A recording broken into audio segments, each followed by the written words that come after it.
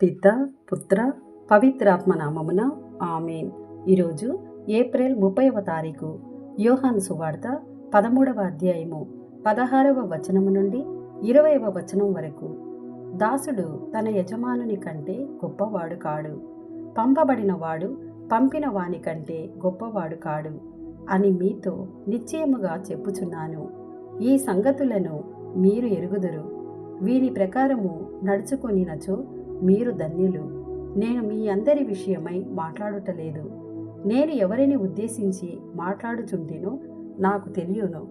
కానీ నాతో భుజించువాడు నాకు విరుద్ధముగా లేచును అను లేఖనము నెరవేరుటకై ఇట్లు జరుగుచున్నది. అటుల జరిగినప్పుడు నేనే ఆయనను అని మీరు విశ్వసించుటకై ఇది జరుగుటకు పూర్వమే మీతో చెప్పుచున్నాను.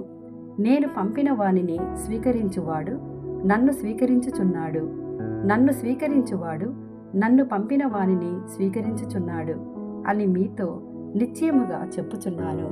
ఇది ప్రభుని వాక్కు. సర్వేశ్వరునికి వందనములు.